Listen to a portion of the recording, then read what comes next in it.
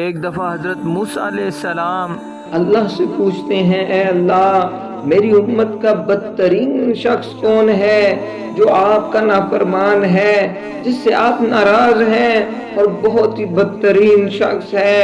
اللہ نے فرمایا، اے میرے کلیم فلاں جگہ چلے جاؤ، وہ شخص تمہیں نظر آ جائے گا۔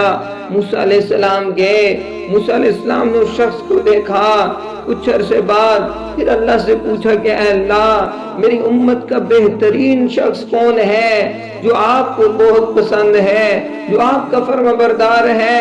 اللہ نے فرمایا، اے میرے کلیم فلاں جگہ چلے جاؤ، تمہیں وہ شخص نظر آ جائے گا۔ جب موسیٰ علیہ السلام وہاں گئے، دیکھتے کیا ہے، جو شخص پہلے بدترین میں نظر آیا وہی بہترین میں نظر آیا۔ یہ حیران ہو گئے اور اللہ سے پوچھنے لگے، اے اللہ آپ سے جب پوچھا بدترین شخص کون ہے، وہی شخص نظر آیا۔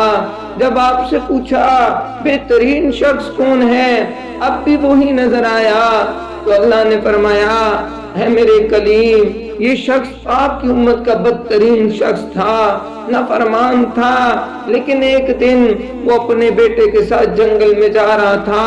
اس ننھے سے بیٹے نے اس کی انگلی پکڑی ہوئی تھی۔ وہ اس سے پوچھنے لگا، ابا جان اس جنگل سے بڑی کوئی چیز ہے؟ تو یہ کہنے لگا، اس جنگل سے بڑے پہاڑ ہیں۔ پھر پوچھا کہ ابو پہاڑوں سے بڑی کوئی چیز ہے؟ تو اس نے کہا پہاڑوں سے بڑا آسمان ہے۔ پھر وہ بچہ کہنے لگا، ابو جان کیا آسمان سے بڑی کوئی چیز ہے؟ تو کہنے لگا کہ وہ رو پڑا۔ اس نے کہا بیٹا ان آسمان سے بڑے تیرے ابے کے گناہ ہیں۔ جب اس نے یہ بات کہی تو بیٹے نے پھر پوچھا، ابو میرے ابو کے گناہوں سے بڑی کوئی چیز ہے؟ تو یہ شخص رونے لگا اور کہنے لگا، بیٹا میرے گناہوں سے بڑی اللہ کی رحمت ہے۔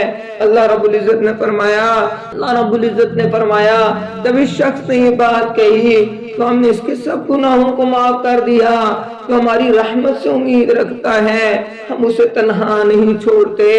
اب اللہ رب العزت کی محبت دیکھیے کہ ایک بدترین شخص اس حسن ظن کی وجہ سے اللہ اس کو معاف فرما دیتے ہیں۔ تو ہمیں بھی اللہ سے حسن ظن اپنے